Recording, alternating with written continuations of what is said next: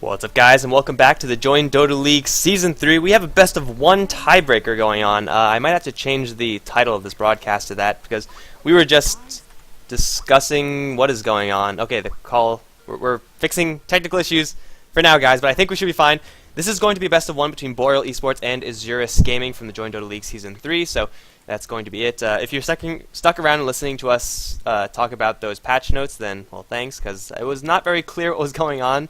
But hopefully it should be. This tiebreaker is going to be determining who's going to be moving upwards and staying in Division 1, and who's going to be playing for potentially dropping down to Division 2.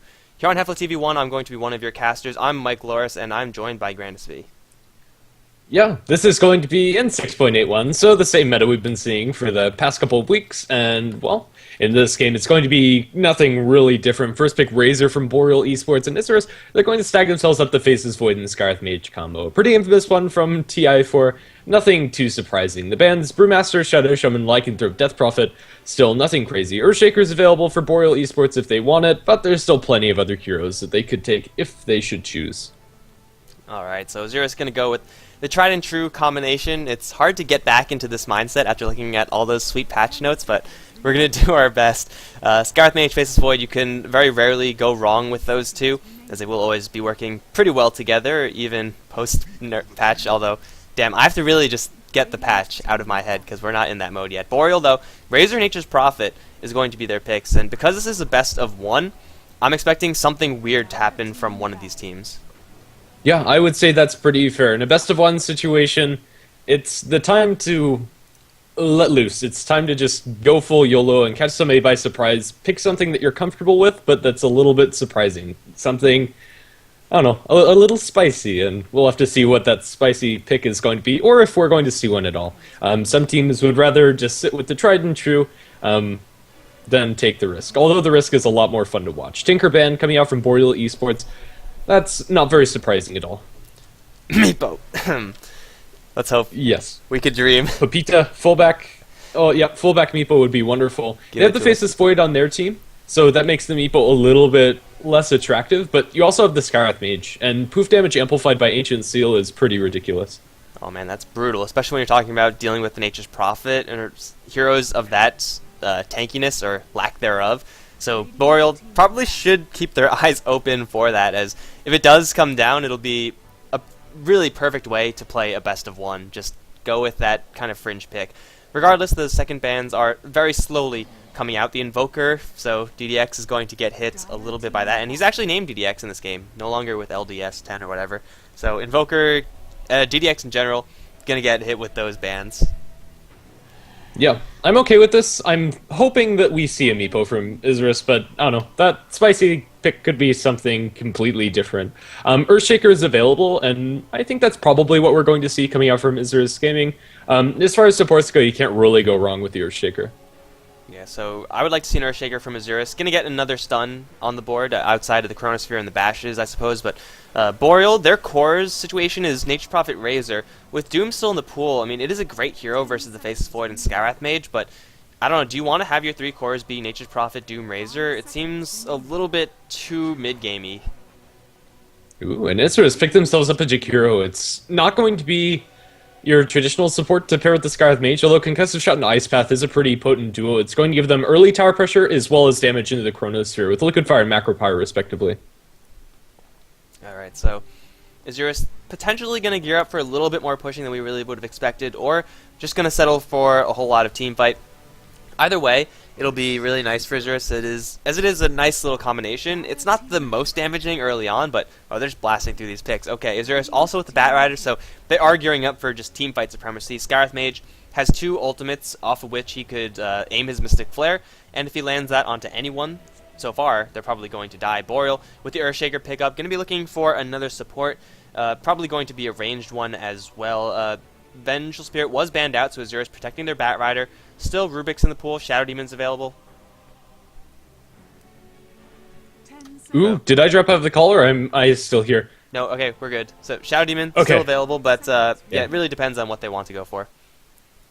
Yep. Right now, Isurus, I wasn't really expecting the Bat Rider. They're already going to have one tool up against the Bat with the Earthshaker, but the Vengeful Spirit Band kind of makes a little bit more sense now coming out from Isurus. It would have been a pretty solid support anyway, but usually you're more scared of the Earthshaker unless you're already planning to go for the Bat Rider. So Isurus, it kind of makes sense that their picks were that fast. This is pretty much what they were planning on the entire time. Boreal, yeah, as you said, Shadow Demon would be fine. Rubik, also nice counter initiation from the Bat Rider, and Instant Lift would be useful. Yeah, I don't think he can go wrong with either of those two picks, but maybe they're looking at filling that last core position right now. Alright, so as far as cores go, that'll work well with Boreal. It really depends on how late they want to take this. Up against Isurus, they know that they're going to be behind in the team fight. They're not going to have much initiation advantage, so I think it'll be advantageous for Boreal to be a little bit aggressive early on, and with the Visage pick, they'll do exactly that. It's not the support that we would have expected. It's most likely not going to be a Drow Ranger last, but if it is, it won't be too terrible, but actually it will be pretty bad, so let's not go for that.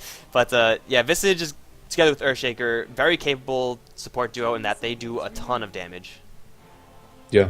It might draw out the Drow Ranger band coming out from Isurus, and they have something completely different in mind. There's a little bit of mind games when picking up a Visage. Usually you don't see it unless it's paired with the Drow Ranger. It's going to be a Pugna last band coming out from Isurus. Very peculiar. It will still offer them that aggressive support. Earthshaker is pretty good at filling up the Soul Assumption meter, but really you need that third cog in the wheel to actually get things rolling in that tri-lane.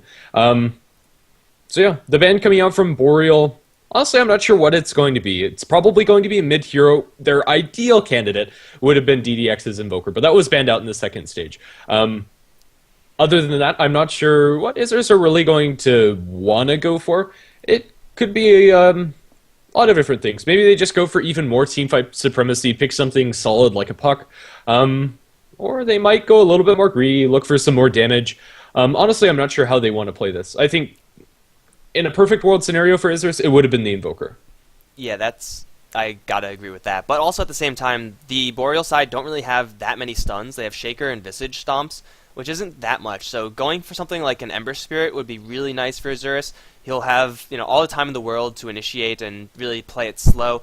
There's gonna be a Viper ban. I guess you can't really go wrong with banning out that hero, but I'm kind of expecting an Ember Spirit for Isurus, or even going deeper into the Storm Spirit or Puck, just abusing the fact that Boreal are very disable light right now. Yeah, I think that's a pretty fair way of going about it, is they don't have a way to stop that mobility. Nature's Prophet potentially would get an Orchid, and, well, Queen of Pain, the last pick for Isurus. It was kind of on the back of my mind as another hero that combos well with the Faceless Void, but not something that I'd expect to be picked. It's still going to offer quite a lot of mobility as well as teamfight damage coming out from Isurus, and maybe just something that they're more comfortable with. I think Storm or Ember would have been a little bit better, but then again, a Queen of Pain that gets off to an early snowball can't really ask for much more. Yeah, so the lanes are actually going to materialize very clearly here for Isurus Gaming, with Queen of Pain most likely going towards mid, Bat Rider going to solo a lane, Jakiro Skywrath Mage, Faceless Void, capable of aggressive tri-laning, though I think they would much rather avoid that, especially up against a Visage. Now with Boreal's last pick, they could go just turbo aggressive and pick up something like an Undying, which would very seriously punish Isurus for picking up heroes that don't get active until they get their Blink Daggers or their levels, and that could be what they want to go for, but no, it is going to be a Drow. Oh. Okay, so... No. No, I don't think so. Yeah. So I said Drow would have been a bad pick.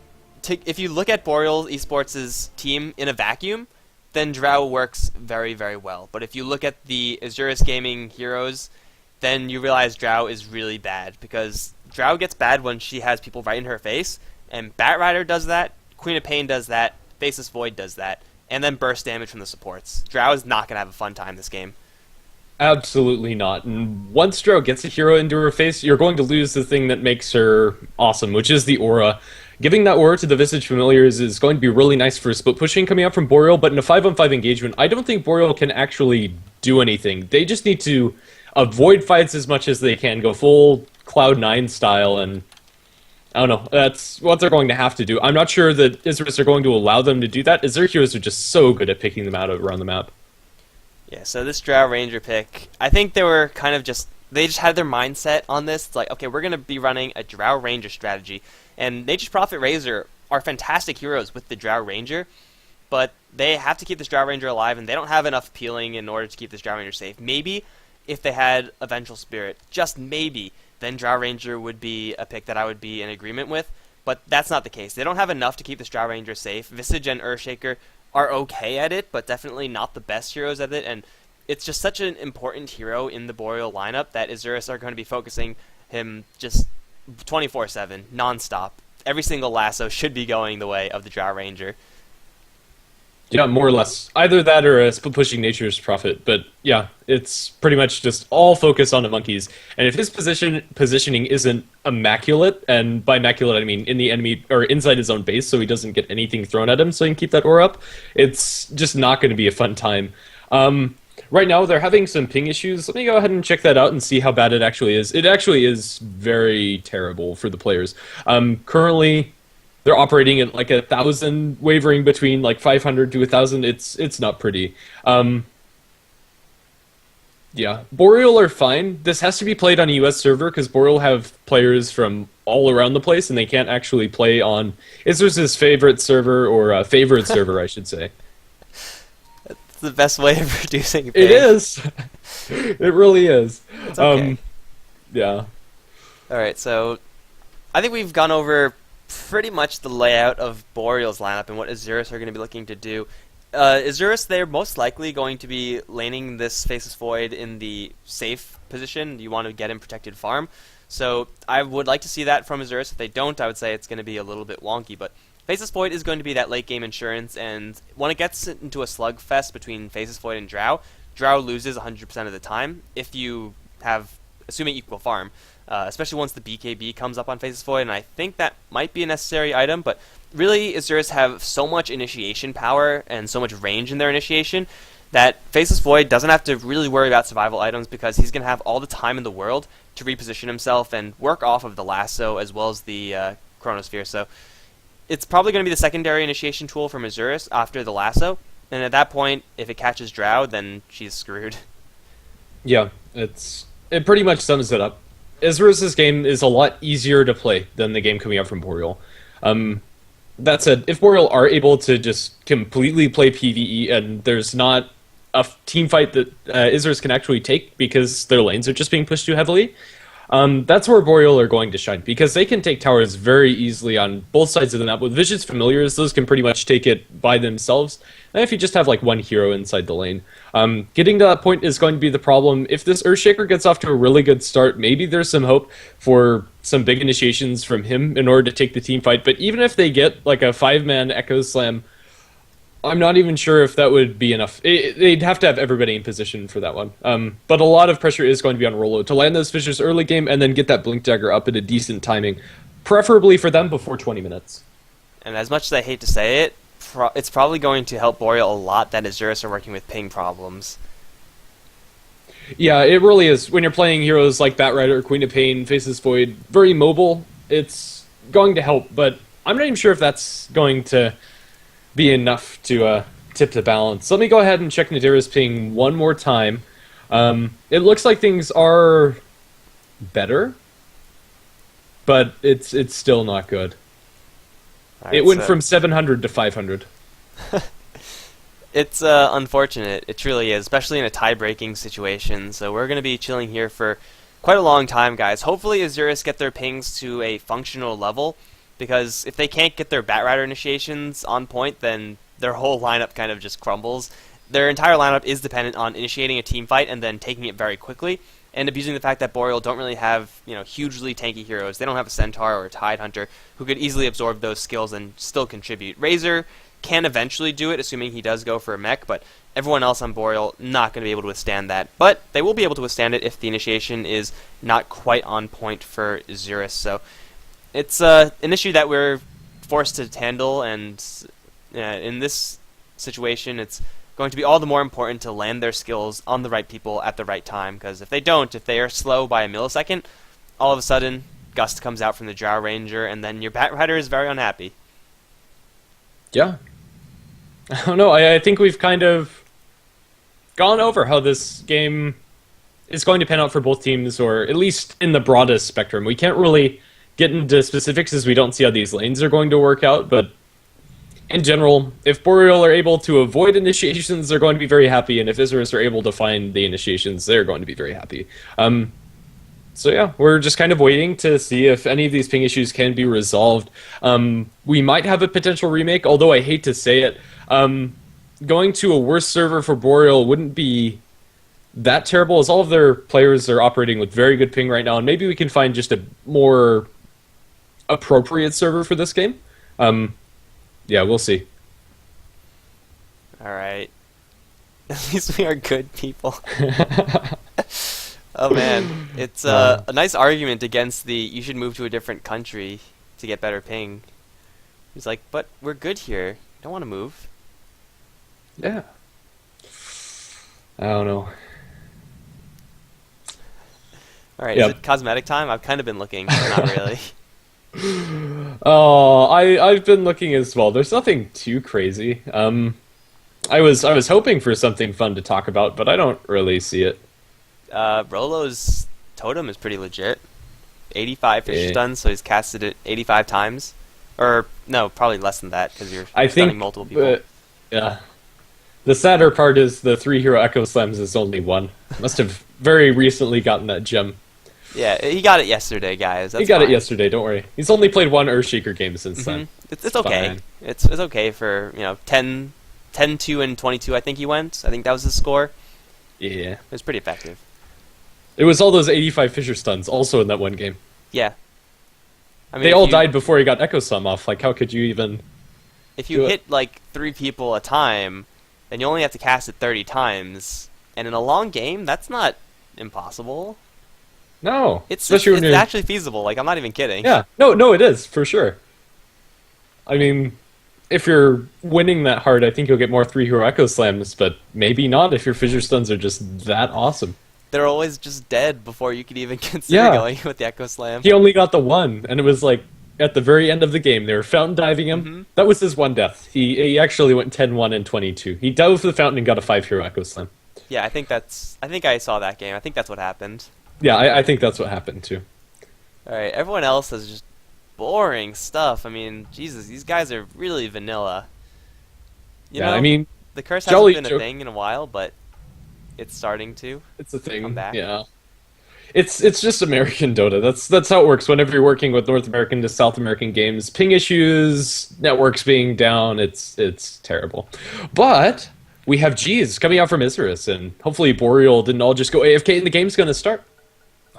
Oh my god, let's get out of the showcase view or whatever it's called, because they are actually moving, guys. Let's see how these lanes are going to shape up. I'm expecting a defensive tri-lane from Boreal in order to protect this Drow Ranger, but we'll see what it's actually going to look like, as we have the Nature's Prophet, who's going to be playing on Boreal. Bloody 9 going to be handling that hero. Jaw is going to be on the Visage with Rolo on the Earthshaker. Monkeys Forever is going to be given the very delicate role of the Drow Ranger, and that leaves Jolly Joker as the heavy Razor.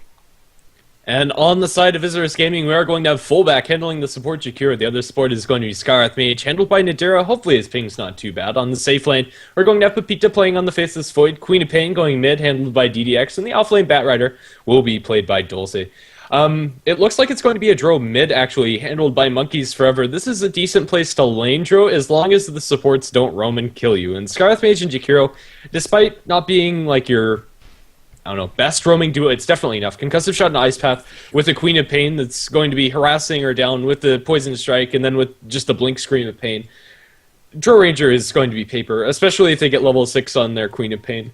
And even before that, it's going to be a fairly straightforward kill. Boreal are going to help out this Drow, not by giving her support directly, but by going aggressive, keeping these supports busy, and they might be able to pull out First Blood onto fullback off of a really nice Fissure Block, securing a long leech for Jolly Joker. He's going to juke through the trees. Will the damage be there? One more auto attack is all that they're going to need from the Razor, but they don't find it. Under tower dive going in from Jolly Joker, one of the slowest dives you're ever going to see, but Jolly Joker finds himself First Blood. Will be forced to salve through, but definitely worth it. Yeah, excellent start for Boreal, getting this Razor, that additional bit of gold, and now I believe he just picked up boots, so he's going to be hitting that much harder moving forward, and already this top lane not looking too safe for Isurus. Scarrath Mage definitely able to put the pressure back on, but Pepita definitely is going to be at the mercy of all the Boreal heroes. He's no Razor. He won't be able to contribute that much at all, so I expect this Faceless Void to get very little to nothing. And then at that point, I don't even know if the Jakiro and Scarrath Mage stay here. They're going to deward, and they're going to occasionally get the pulls, but at the end of the day, the goal of this lane is to get Pepita farm, and that's just not happening. Meanwhile, in mid lane, DDX Well, he doesn't have a point in Blink. He actually has the Shadow Strike. Now Jaw going to make his presence known. Lots of damage going to DDX, although level 1 has been picked up in the Aura for Drow instead of the Frost Arrow, so DDX will survive. And, well, I expect the Queen of Pain to pretty much just run away with this game. Not a great start, seeing as though the rotation did bring him down pretty low, but at a certain point, Queen of Pain is going to be able to kill off Drow, where Drow should not be able to kill off the Queen of Pain.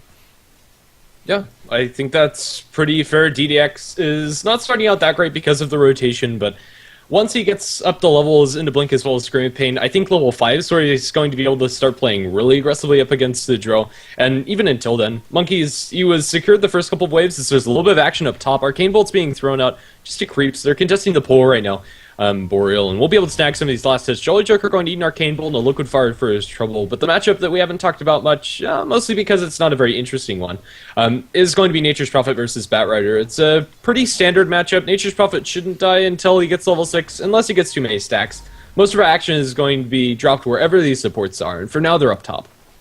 Yeah, so all eyes up to the top lane. Pepito with 1 level Time Walk should keep himself relatively safe.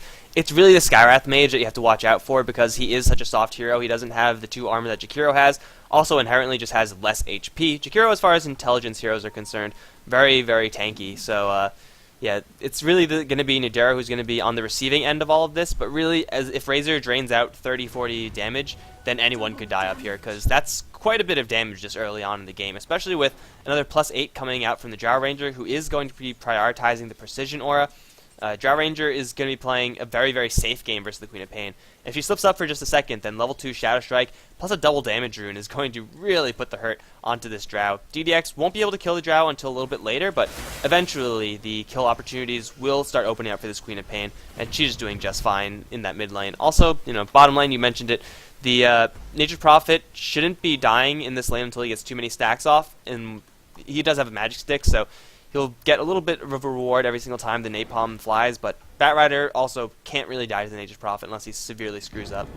But Pita's actually farming a lot better than I thought he would. 13-3 on this Faceless Void. Now they make it a little turn on a Jaw, but the Fissure comes out, going to stun pretty much everybody. The Soul Assumption, it's going to be enough damage. No points in the backtrack for the Faceless Void for even the luck of being able to survive there. And they'll find the kill of Pepita, punishing him for farming so aggressively. He was actually doing very well up until that point, but now that's going to make up for the fact that he got the extra creeps. Razor, farming on par, is going to be a lot happier with how he's doing since he got the first blood and now an assist under his belt. And this is pretty much the ideal situation for Boreal. They are not exactly shutting down the Faceless Void completely, but at the same time, they are making his life difficult. Like, they're always threatening the kill, and that's a lot of experience every single time you get those kills. So at Soul Assumption can get leveled up, you get level 3 Fissure, just gonna get more and more kills moving forward. So, Boreal's tri-lane up top is working very well for them, and their other lanes not doing too terribly either. Drow Ranger's actually outlast hitting the Queen of Pain, and the Nature's Prophet should be outlast hitting the Batrider, and he is. I don't know how much of this is attributed to ping issues, or how much of it is attributed to Precision Aura being a really nice tool in the early stages, but regardless, it's, in general, going very well for Boreal, even when you don't consider the 2-kill advantage. Yeah, I would say so. Really, the time for Isurus to really shine is once they get this Blink Dagger on the Batrider, and it's still quite a ways away. He's going to be ferrying out a TP to himself. I don't know, I think he should just leave that in base, because it looks like that's where he's headed already. Yeah, this Nature's Prophet taking over the lane a lot more effectively than I thought he would, with the extra 9 damage now from Precision Aura, as well as working towards the Phase Boots and having a Magic Stick. Yeah, this is more or less completely ideal, as you said. Rolo and Ja have pretty much set themselves up in top lane after showing their face to the Queen of Pain, but that's pretty much all they need to do. By them staying up here, they're securing that fullback as well as Nadera are going to be sitting behind this Faceless Void pretty much non-stop. They're not the greatest defensive supports by any means, but they're better than nothing, and it seems that that's Isurus' game plan. I would have liked to see them rotate the Jakiro and Skywrath Mage towards mid and kill the Stro. There's still plenty of time in order to do so. Drow Ranger, not a very survivable hero when you do gank her.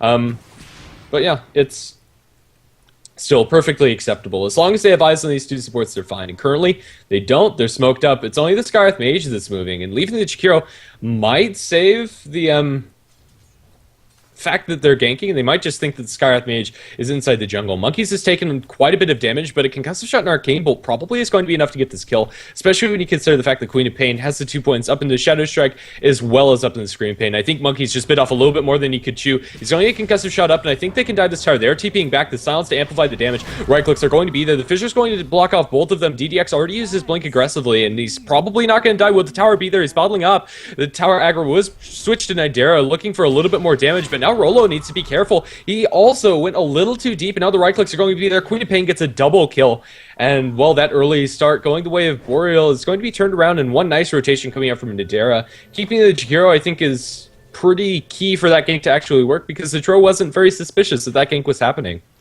Yeah, the kills that DDX just picked up are going to be absolutely huge. Currently, he wasn't having a great time versus the Drow Ranger, but now with the full level lead, the Queen of Pain is just a hero inherently who is going to accelerate so much once she gets more experience. Getting that Scream of Pain to level 4, getting more blink levels so that she could jump in, kill someone. Even if she gets fissured, she could then blink out. Bottom side, rather, the Bat Rider is going to find a kill on the Nature's Prophet.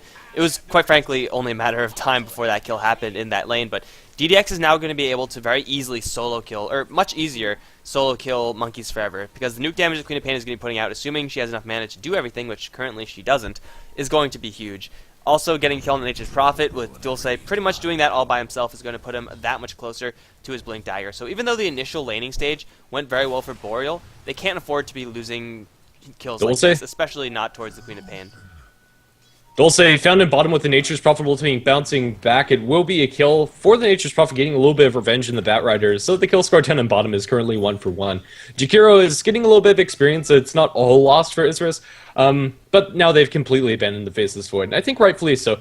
This game, he's not going to be getting that extra farm that you usually see, but they have plenty of follow-up damage inside the Chrono in the form of the Queen of Pain's ultimate, as well as the Skywrath Mage ulti once it comes online, currently Nidera level 4, almost 5. But once they have those tools online, it doesn't have to be Pepita that's pumping out the physical damage, because the magical damage that they have is going to be more than enough to kill the Drow, Visage, Razor, Earthshaker, everybody on the side of Boreal. Bottom lane, Ice Path is going to connect onto the Nature's Prophet, but Phase Boots are pretty nice for him, and it's going to be just enough to keep him alive. Dulce is going to be just going straight Brown Boots into a Blink Dagger, I think, in this lane situation. Despite his death to the Nature's Prophet, it's going to be a quick enough Blink Dagger to make it so that he doesn't need to go for any intermediary items or anything like that. He's going to be farming up very happily, and if he gets, again, too many stacks on the Nature's Prophet can very easily go down. Especially since the Flame Break is there for the Bat Rider to interrupt any TPs. And, well, speaking of Nature's Prophet, he's going to be on the receiving end of a little bit of pressure. Fullback is going to spot him out. Liquid Fire is there. Concussive Shot, though, whiffed. I don't really know how he managed to miss that one, but it is going to let the Nature's Prophet get away. Yeah, it's the tree vision. I think in daytime that would have been a kill. I think he just barely nicked out of vision range, and Concussive Shot not going to land. So Nature's Prophet's going to survive. I'm hoping that the Nature's Prophet's going for an Orchid Rush this game instead of the Blade Mail with the Robe of the Magi they has picked up, as that would be a very crucial tool for them to have at their disposal. Blade Mail's still kind of nice. He'd be able to man-fight pretty well up against the Skywrath Mage, and it would return a lot of the damage if he was able to pop it off before the team fights, but then again, I think just the Orchid's the superior of those two choices. Currently, it's unknown what he's going to go for. It's not going to be any of the farm accelerating items, Maelstrom or Midas, but it's still going to be pretty useful. They're going to go for Bloody Nine one more time. They already used the lasso, now starting to stack up that tar. Wrath of Nature already flowed, and now the 2 teleportations in. This is going to mean that Dulce is probably not going to be able to get this kill, and if he does, it will be at the cost of his own life. And, well, exactly that. He will get the kill, but it's at the cost of his own life. Bat Rider is going to get the... No, he's going to die and then get the kill. So, all in all, Boreal, even though they do spend 2 TPs in order to get down there, I think they have to be pretty happy with how that went. Yeah, I think so as well. Nature's Prophet turned for a Sprout. I think he would have survived a lot longer if he hadn't. Firefly available for the Bat Rider. The Sprout would have done nothing even if he cast it. But yeah, it looks like it is going to be an Orchid for the Nature's Prophet with 2 robes. I like the choice, and since he got the experience for that kill, it's not the most, since it was 2 supports coming, and they are more crucially going to get their levels. Level 6 now for the Visage, that's going to be your Birds online, and Earthshaker getting very close to Echo Slam. These supports are getting a little bit more than I thought they would, and that kill going to prove very useful. Yep. He's going to get on the receiving end of a Chronosphere. Sonic Wave is available, though not necessary. Just going to be a little bit of simple right-clicking after the fact, and Pita is going to get a little bit of revenge after his slow start up on top. Queen of Pain as well as Skywrath Mage heavily benefiting from that Ancient Seal amplification, and well, they're actually going to go for Hand of Midas on Pepita. Isurus, they're looking to draw this one out as long as they can, as they do get God Upon down on bottom. Dulce with the birds and the familiar damage, the Soul Assumption doing the finishing blow. A lot of damage towards the Batrider, who is going to get slowed down once again in his attempt at going for a Blink Dagger. He'll have that one soon enough, but it's going to be Rolo who's in a lot of trouble right now. Invis Rune is going to time out, and Rolo just going to get Shadow Struck. 1, 2, 3. He's not going to kill him off just yet. There's the 4th hit, but now Queen of Pain is actually completely out of mana. Gust misses, though. So DDX is going to be just fine. Yeah, that's going to be some of it. Draw Ranger did use her aura for the birds there, and that's an extra 33 damage, if I'm not mistaken, on those Visage Familiars. Even now, it's already really scary to be fighting up against those. Yeah, the Familiars with that, it's pretty much going to give them constant damage at about 50% of their maximum potential, and it's going to give them consistent burst, which is something the Visage usually doesn't have, and it's really scary to play up against. They do get a link off onto fullback, but the time walk forward is going to be counteracted by a nice Fissure going to land onto 2. I think DDX is jumping in, but there's the Echo Slam onto 2. They'll clean up Pepita as well, and DDX just needs to get out of there.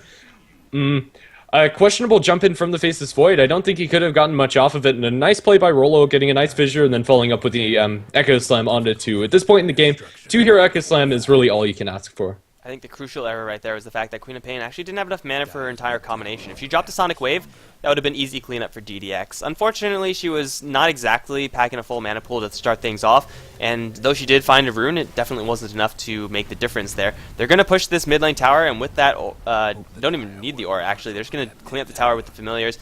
Dulce is going to try to get a kill on this Nature's Prophet, but again, Phase Boots make the difference. Flame broken back in, but now Batrider's out of mana. Oh man, Batrider's in a very awkward position. Now the Gust and the Frost Arrows. Dulce needs one more hit to kill him off. Firefly to freedom, Batrider. To freedom, and you'll make it. He's going to run out just in time, but right into a Nature's Prophet. Wonk. Easy kill. Yeah, Monkeys drops. Here comes DDX, though. Bloody 9 is going to get Scream of Pain, and he will get brought down. So now Drow is stuck in a very awkward position, though I don't know if DDX wants to blink in there. He's waiting for his blink cooldown, and Monkeys Forever should survive. So it's ultimately a 1-for-1 trade, though. Batrider he did get his Blink Dagger in the end, so I think Isurus, no matter how that trade would have went, the fact that Batrider got the Blink Dagger is the biggest part of that. Yeah, if he died before his blink, it could have been huge, but on the backlines, they find themselves a Queen of Pain and blow her up. Fissure and Soul Assumption. Queen of Pain is like wet paper at this point to that combination. And that was plus 34 damage being used from the Drow Ranger aura with the Familiars. They hit like absolute trucks, and they don't even have that many charges left, but yeah, she just got absolutely wrecked. And now they're going to look towards fullback. Nature's Prophet is going to teleport right behind the dragon. No Sprout just yet. There's the Sprout and the Fissure. Is there any more damage? They're getting messed up with their pathing quite a bit, actually, though. Fullback, I don't really think he had any chance to survive anyway. The tower is going to go down destroyed by the Dire, but it's at the cost of the dragon's life. Boreal are getting a lot more out of this map than I thought they would, but right now it's Isurus coming online with their Batrider, and that's really the hero to keep your eye on, and currently he's going to bump into Jolly Joker. He does have a lasso, although the passive from Razor is only level 1, it's still going to be enough to not get him pulled back very far. Now the turnaround, Pepita's going to be forced to time walk away, but Dulce is going to be linked up for quite a bit of damage. They won't be able to chase him down, but they're doing a lot to him. He does have sticky 4 stacks onto Jolly Joker. They TP in now, they're Jakiro. They're looking for a little bit more. Synchronosaur is deployed onto Jolly Joker with 5 stacks up. It looks like they'll just be able to bring him back. They actually flame break him outside of the Chronosphere. You don't see that interaction very often, but, well, there you go. Batrider is very low. The Skywrath Mage Mystic Flare completely whiffs on the Draw Ranger, gets like 1 tick of damage. With that Mask of Madness, it would have killed Monkeys, but currently he's going away at that Tier 1 tower, and with company, it's going to be 1-for-2 trade, and now a Tier 1 tower also in their favor. And mid, Queen of Pain, I believe she just took that one in mid, although it probably was quite a ways already pushed down, so it's still in favor of Boreal, and crucially Monkeys doesn't die after picking up that Mask of Madness, now at 1800 gold or so. Yeah, crucially the Razor was the one to take all of that punishment, and packing the mech and the strength treads, he's the exact hero that, as Boreal, you want Isurus to be focusing, and that's exactly what they did. That Flame Break, I don't know if it really made the difference, but he got one more Plasma Field off, and it hit the Faceless Void right on the edge and ended up killing him, so and that kind of sucks for the Faceless Void, but at the same time, it's what you get when you're trying to kill off a Razor. Pepita now going to be on the receiving end of a Fissure. Not too much follow-up to this, although they will land the Gust, so he can't time walk out. The damage is going to be huge, and Pepita not going to stand a chance. Now they're going to lay some fire onto Jaw, but there's no lasso just yet. 1 second away. He's going to be warded away by these 2 Familiars who are doing some pretty nice damage. The Stomps aren't available, though. Soul Assumption not going to kill off the Batrider, nor will the Fissure land. Dulce is going to run out of Firefly very shortly, though, but he has a Blink Dagger out, and John now is in a very awkward position once again. He'll smoke and try to leave that corner very quickly. I don't know if he's going to make it. Rolo going to take hit with a dual breath, but it's going to be fullback who's in a lot of trouble, as is Jolly Joker coming in from behind to kill off the Skywrath Mage. And fullback, he's going to be finished off shortly after from the Nature's Prophet, Isurus. They're going to lose 2 heroes up on top, as well as that tower. They're just getting wins upon wins, and you gotta say that's that plus 42 damage from the Drow Ranger that is providing quite a bit of damage in order to get these kills. Yeah, not a huge fan of this Faceless Void's decision to go for the Mask of Madness. I'm not sure if it would have made much of a difference at all. He still had Chronosphere on cooldown throughout all of that, and well, it is going to be back now, and they do have the combo available, but it's just not enough. This Queen of Pain, despite having a wonderful start, isn't fully online yet. The Orchid coming up from Nature's Prophet is going to be a faster one because of the towers going down in their favor, even though he's died more. Yeah, I didn't expect Boreal to get off to this wonderful of a start for them. And if you look at the graphs, it really is a wonderful start. 10,000 gold in their favor, and experience rivaling it at, well, thereabouts 9,000 or so. It's still huge. They do have a disconnect on Rolo, and we're not pausing for some unknown reason to me. I have no idea why we're not stopping. Well, Jolly Joker is going to be like, no, wait, guys, pause it now because I'm dying. Chronosphere was deployed for that one as well as the Macro Pyre, and Isurus get a nice pick on the Razor, but I have no idea why we're not pausing for this Earthshaker. I guess they figure he's going to be back soon enough. He's full HP and full mana, so you might want to roll out with him, but crucially for Isurus, ever since the top tier 1 fight happened, and that didn't really go great for them, the Queen of Pain wasn't actually in any of those fights, which is kind of curious. It's the type of hero that you would want to have in all of those fights. This is what she does. She nukes down people very early, very easily with this level 2 Sonic Wave, but I don't think Sonic Wave has even been casted once from DDX. He's been just farming up, and really that's not how you want to play the Queen of Pain. You want to be active a little bit earlier. She does get a huge spike of power when she picks up the Orchid. She's able to solo kill people a lot easier, but going with your teammates and getting kills is also perfectly viable, but he's not doing it. Yeah, I don't really understand why he's not, but he is going to get very close to that Orchid and have it a decent timing either way. Currently, top is being pushed up by the Nature's Prophet. His build is more of a fighting one. He'll probably working towards a Blink Dagger next, especially with the 1700 gold now being pooled up. I'd expect that to be his next item, to have him initiating. Currently, Monkeys, as well as the Visage Familiars, working on the Roshan. She's not activating the Precision Aura yet for these Visage Birds, and it's not doing that much damage. Currently, we have a Bat Rider casually walking by. He's not going to use the Firefly, and yeah, the vision around the Roshan pit's a little wonky, and Monkeys is going to be able to get away with murder here. Willie, Dulce, you know you want to cast it, not going to cast it, and now they find him in an awkward situation. Where is the Dro? He doesn't blink and doesn't get off any initiation. Now he's caught with an Earthshaker. He lasts up Rolo, but the Vicious Familiar is doing a lot of damage to the Echo Slam onto 2. They're going to pick off Dulce, and now fullback. Oh my goodness, Boreal just got away with murder. That was so delicate, but unfortunately Bat Rider, I mean, like, he was literally like 100 range away from spotting that entire thing out and shutting down Monkeys Forever completely. But getting the Earthshaker pulled back, usually it's decent enough. Not when he's holding on to an Echo Slam like that. Then it's like dragging a grenade into your entire team, or whoever you're dragging him into. That's going to be an Aegis and Roshan, and 2 kills for Boreal, and that's just going to be a huge spike in power for them. Absolutely insane how much of a lead that just gave them. And now with Razor, who's going to be going for the Aghanim Scepter, really the hardest part for Boreal would have been cracking the high ground, because getting kills with the Drow Ranger damage is going to be fairly simple.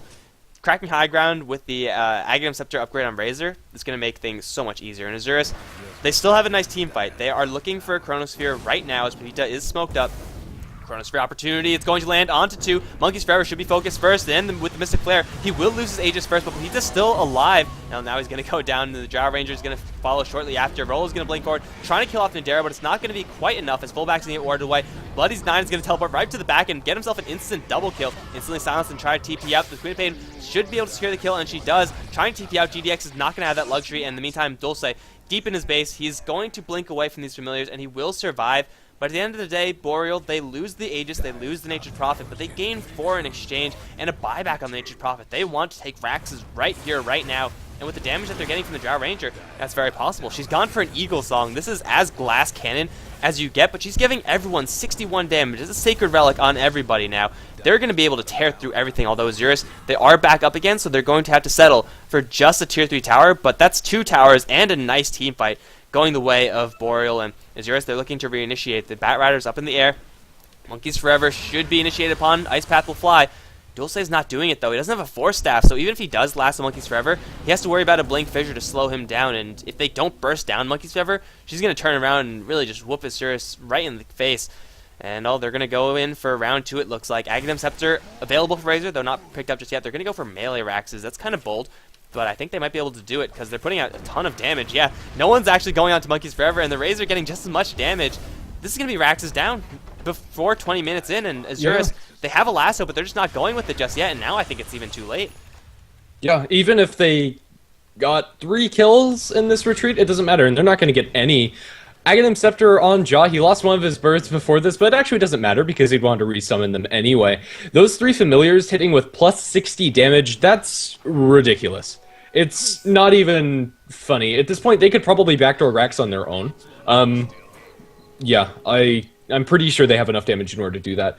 It's just crazy how well Boreal have been able to do this, and I think our unsung, or maybe our sung hero, might get killed here as Rollo getting caught out. He's going to be lassoed back in, silenced or orchided, as well as just the right click's going to work. Monkeys is hasted up and potentially looking for a kill. The silence is going to completely whiff, but they might still be able to find Dulce, blink away, going to disjoint that auto attack, and they're in a little bit of a precarious situation. But if they run into these birds, the birds are going to 100-0 anybody that they catch up. Flamebreak is going to tag Monkeys Forever. But yeah, I was going to say how good of a job that Earthshaker was going to do before he got picked off, and now Jolly Joker might be in a similar boat. He's going to be double silence, but he actually doesn't care. He's tanky enough to sustain through this, and the Plasma Field is going to come to the turn rate, so it's going to be annoying for him, but that's about all that she wrote.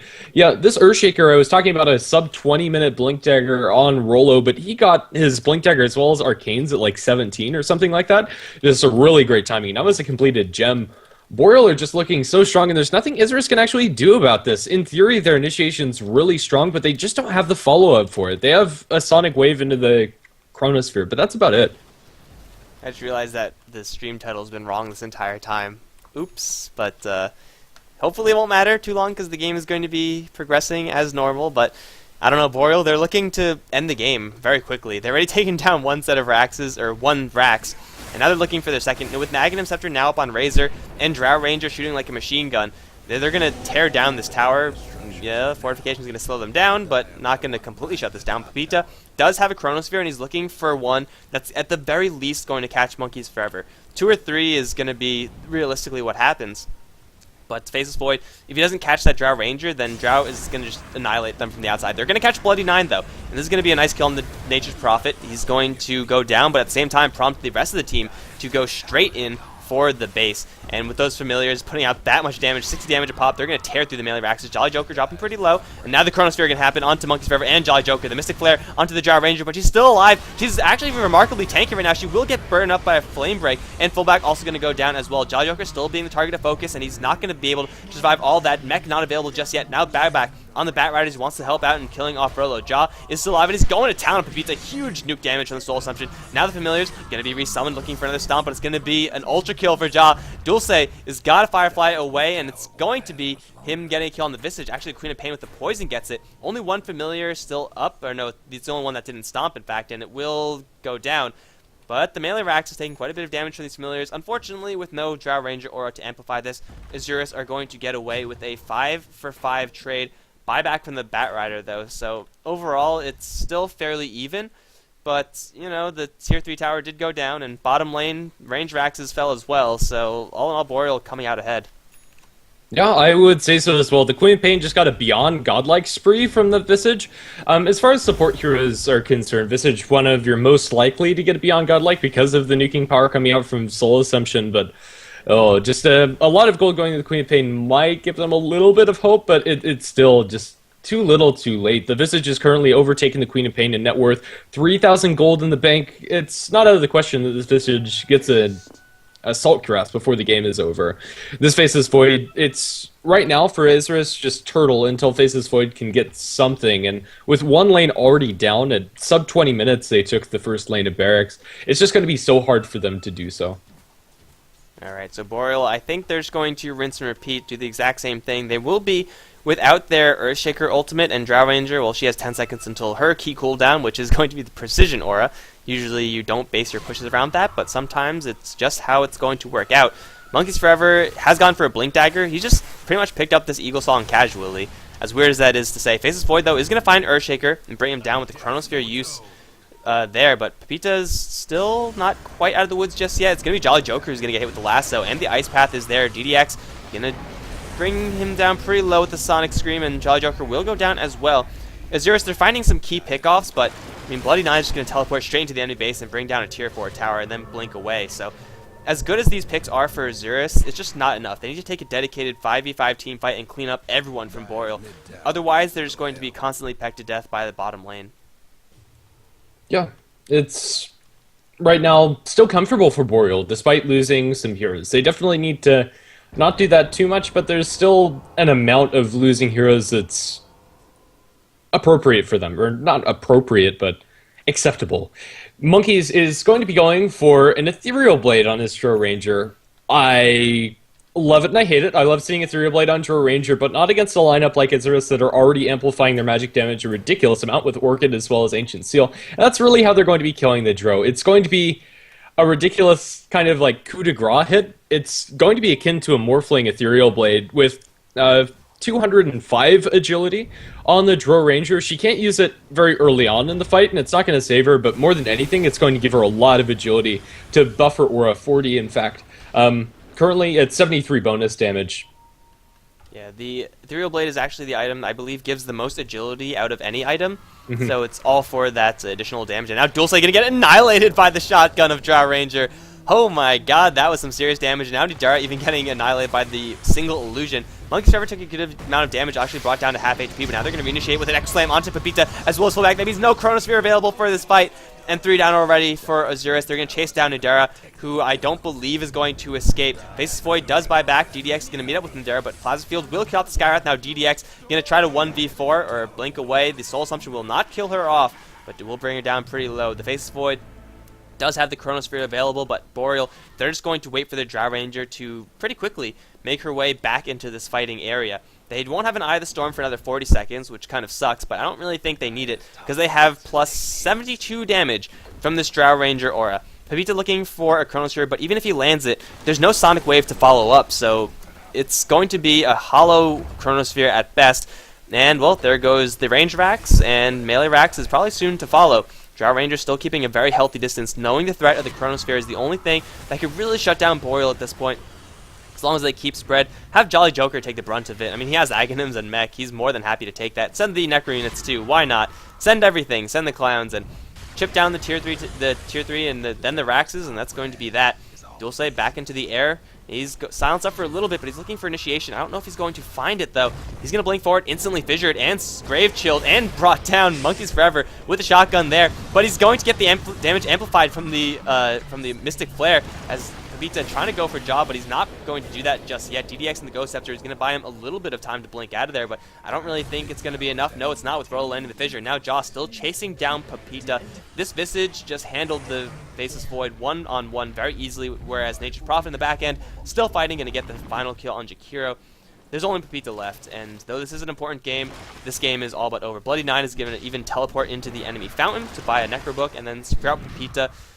I don't know if Nature's Prophet can get away with it. I don't know if it matters, because with 2 Raxes down, I don't see Isurus coming back into this. Neither do I. Despite that initiation being very beautiful from Pepita, caught 3 people on the very edge of the Chronosphere. With the spread that Boreal had, that's the best that you can hope for.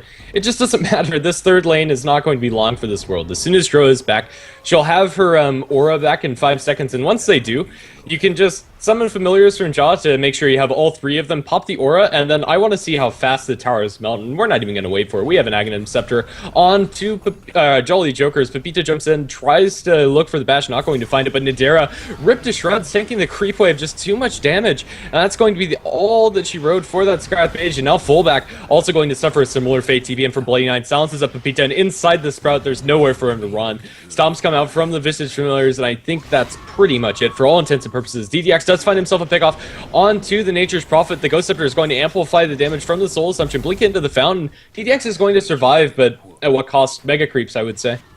Not Mega Creeps just yet, but I don't even think Mega Creeps are necessary. There's only Queen of Pain who could actually put up a fight right now. Batrider has almost a Mask of Madness, but yeah, you're right. Jaw is going to complete up the Assault Cuirass, and that just means DDX is going to get annihilated by this Visage. 13-1-6.